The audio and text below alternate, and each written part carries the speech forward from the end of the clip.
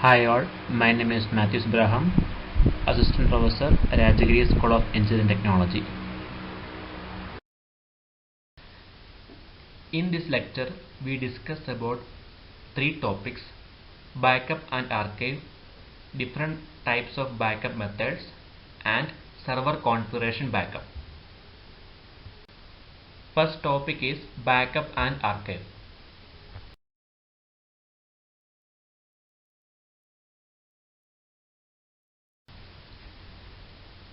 Backup is a copy of production data created and retained for the sole purpose of recovering deleted or corrected data.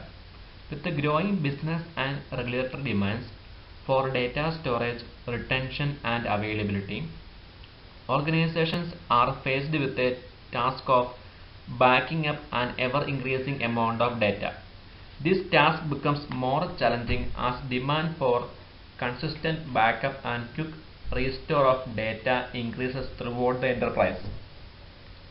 Moreover, organizations need to accomplish backup at a lower cost with the minimum resources. Organization must ensure that the right data is in the right place at the right time. Evaluating backup technologies, recovery and retention requirement for data and application is an essential step to ensure successful implementation of the backup and recovery solution. Backups are performed for three important purposes: disaster recovery, operational recovery, and archival.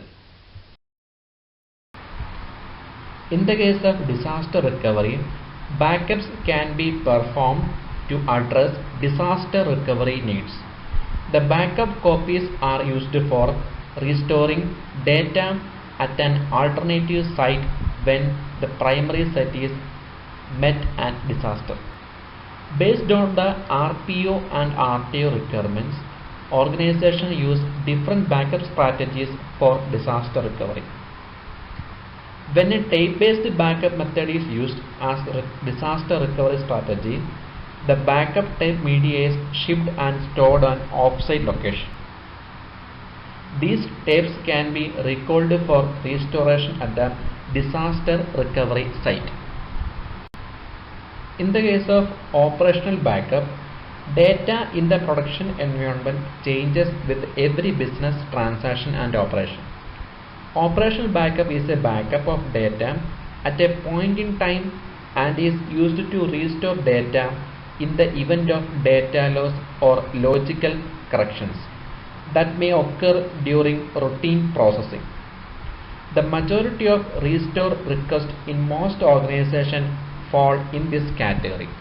For example, it is common for a user to accidentally delete an important email for a file to become corrupted, which can be restored from operational backup.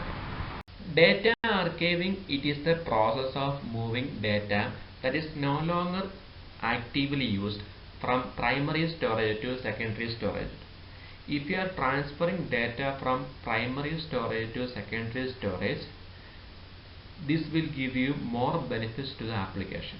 It will improve the application performance. We can manage the space inside the primary storage.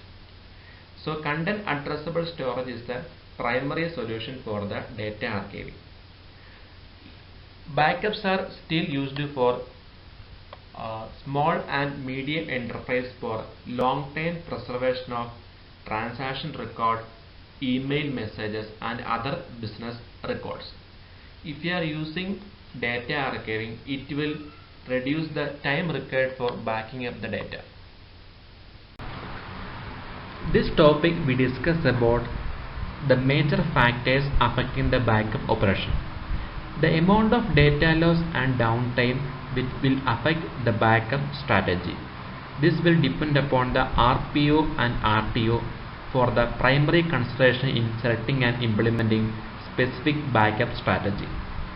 RPO mainly refers to point in time to which data must be recovered. So this will always focusing on the frequency with which we have to perform the backup. Next consideration factor is retention period.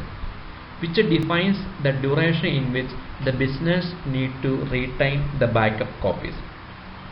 Some data will be retained for years and some data only for few days.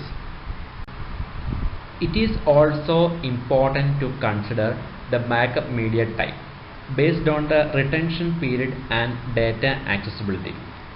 The development of a backup strategy must include a decision about the most appropriate time for performing a backup in order to minimize any disruption to production operation.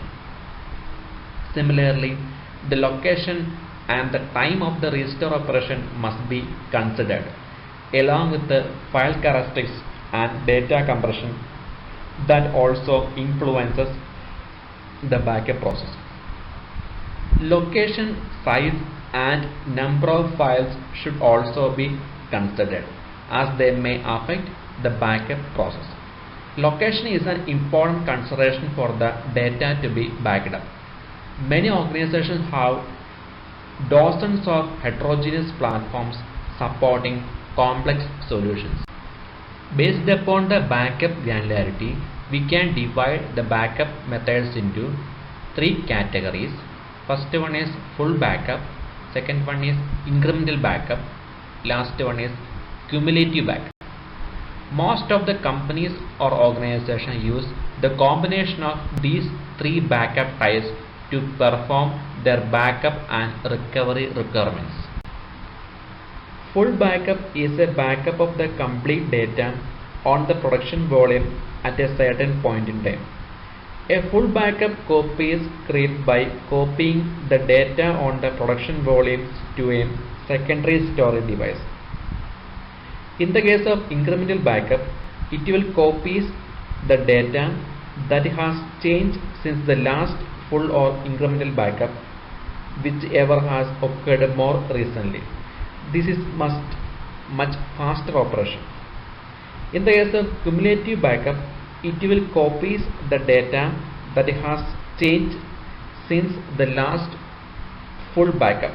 This method takes longer than incremental backup, but it is faster to restore it. A restore operation may depend upon the granularity of the backup. If an organization uses a full backup method, it provides a single repository from which data can be easily restored. If an organization uses incremental backup, the process of restoration from an incremental backup requires the last full backup and all the incremental backup available until the point of restoration. In the case of cumulative backup, it will require the last full backup and the most recent cumulative backup. In this example, a full backup is performed on Monday evening. Each day after that, an incremental backup is performed. On Tuesday, a new file, that is file 4, is added and no other files have changed. Consequently, only file 4 is copied during the incremental backup performed on Tuesday evening. On Wednesday, no new files are added, but file 3 has been modified. Therefore, only the modified file 3 is copied during the incremental backup on Wednesday evening. Similarly, the incremental backup on Thursday copies only file 5. On Friday morning, there is data corruption, which requires data restoration from the backup. The first step toward data restoration is restoring all data from the full backup of Monday evening. The next step is applying the incremental backups on Tuesday, Wednesday and Thursday. In this manner, data can be successfully restored to its previous state as it is existed on Thursday evening.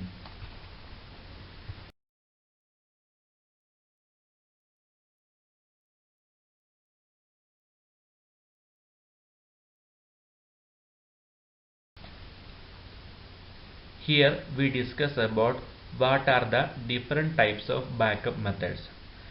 There are two methods of backup, that is hot backup and cold backup. They are based on the state of the application when the backup is performed. So, in the case of hot backup or online backup, the application is up and running with the users accessing their data during the backup process. In a cold backup or offline backup, the application is not active during the backup process. First method is called a hot backup method or online backup. In the case of hot backup, the application is up and running with the users accessing their data during the backup process. The backup of online production data becomes more challenging because data is actively being used and changed. An open file is locked by the operating system and it is not copied during the backup process until the user closes it. The backup application can backup open files by retrying the operation on files that were opened earlier in the backup process. During the backup process, it may be possible that files opened earlier will be closed and retry will be successful. This method is not considered as robust because in some environment certain files are always open. In such situations, the backup application provides a open file agent. This agent interacts directly with the operating system and enables the creation of consistent copies of open files. In some environment, the use of open file agent is not enough. For example, a database is composed of many files of varying size copying several file systems. To ensure a consistent database backup, all files need to be backed up in the same state. That does not necessarily mean that all files need to be backed up at the same time, but they are all must be synchronized so that the database can be restored with the consistency. Hot backup is used in situations where it is not possible to shut down the database. This is facilitated by database backup agent that can perform a backup while the database is active. The disadvantage associated with the hot backup method is agents usually affect the overall application performance. Second method is called as cold backup method or offline backup method. In this backup method, the corresponding application to be shut down during the entire backup process. One of the main disadvantages of this method is the corresponding application is not accessible to users during the backup process. If you are performing this kind of method, the entire application will be inactive during the entire backup process. After the backup process, the corresponding application can be live. In the case of a disaster recovery environment, bare metal recovery refers to a backup in which all metadata, system configuration and application configuration, operating system and hardware are appropriately backed up for a full system recovery. Bare metal recovery build the base system, which include partitioning, the file system layout, the operating system and the application and all the relevant configuration. BMR recover the base system first before starting the recovery of data files. A backup system uses client-server architecture with a backup server and multiple backup clients. The backup server manages the backup operation and maintains the backup catalog, which contains information about the backup process and backup metadata. The role of backup client is to gather the data that is to be backed up and send it to the storage node. At the same time, it will also send the tracking information to the backup server. Backup server manages the backup operations and maintains the backup catalog, which contains Information about the backup process and backup metadata. The backup server depends upon the backup clients to gather the data to be backed up. The backup clients can be local to the server, or they can reside on any other server to back up the data visible to that server. The backup server receives backup metadata from the backup clients to perform its activities. The storage node is responsible for writing data to the backup device. Typically, the storage node is integrated with the backup server and both are hosted on the same physical platform. A backup device is attached directly to the storage node host platform. Some backup architecture refers to the storage node as the media server because it connects to the storage device. Storage node plays an important role in the backup planning because they can be used to consolidate backup servers. The backup process is based on the policies defined on the backup server, such as the time of day or completion of an event. The backup server then initiates the process by sending a request to a backup client. This request instructs the backup client to send its metadata to the backup server and the data to be backed up to the appropriate storage node. On receiving this request, the backup client sends the metadata to the backup server. The backup server writes this metadata on its metadata catalog. The backup client also sends the data to the storage node and the storage node writes the data to the storage device. After all the data is backed up, the storage node closes the connection to the backup device. The backup server writes backup completion status to the metadata catalog. This figure shows that what are the major steps included in backup operation. When a backup process is initiated, the significant network communication takes place between the different components of backup infrastructure. The backup server initiates the backup process for different client based on the backup scheduled configured for them. For example, the backup process for a group of clients may be scheduled to start 3 a.m. every day. The backup server will coordinate this backup operation.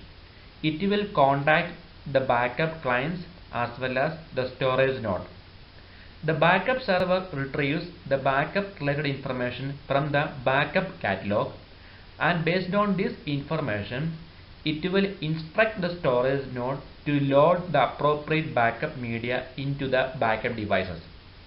At the same time, it will instruct the backup clients to start scanning the data package and send it over the network to the assigned storage node. The client will send the backup data to the storage node. At the same time, the client will send some backup metadata, that is the number of files, the name of the files and the storage node details to the backup server. Once the storage node receives the client data, he will organize it and send it to the secondary backup device. At the same time, the storage node sends some additional backup metadata information to the backup server, that is the location of the data on the backup device, the time of backup and so on.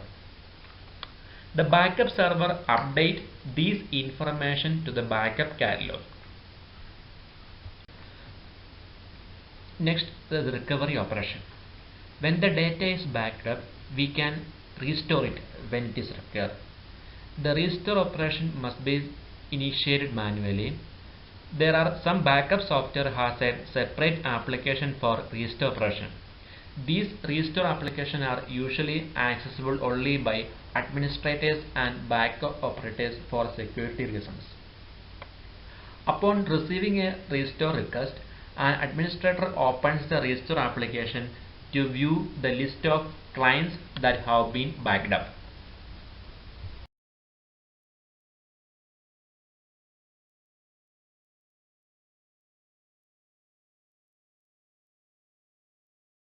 The backup server instructs the appropriate storage node to mount the specific backup media onto the backup device. The data is read and sent to the client that has been identified to receive the restored data. Once these restorations are successfully accomplished by recovering only the requested production data. For example, the recovery process of a spreadsheet is completed when the specific file is restored. In the case of database restoration, additional data such as log file must be restored along with the production data. This ensures consistency for the restored data. Next important topic is server configuration backup. In the case of server configuration backup, during the disaster recovery, we have to reconfigure or recreate the server configuration before the application and the data are accessible to the user. The process of system recovery including reinstalling the operating system, applications and server settings and the corresponding data. During a normal data backup operation, server configuration required for the system restore are not backed up. So SCB create and backups server configuration profiles based on the user defined schedules. Server configuration backup uses profiles in order to configure a recovery server in case of production server failure. The profiles includes operating system configuration, network configuration, security configurations, registry settings and application configuration. So these are the major important factors or parameters inside the profiles. Server configuration backup uses profiles in order to create the recovery server. Profiling means the process of taking a snapshot of the application server configuration. The profile data contains OS configurations, network configurations, security configurations, registry settings and application configuration. This profiling allows recovering the configuration of the failed system to a new server. We can divide profile into mainly two types: base profile and extended profile. Base profile contains only the key elements of the operating system required to recover the server. In the case of extended profile, it is larger than the base profile and it contains all the necessary information to rebuild the application environment. This session we cover main two topics: backup and server configuration backup. Thank you.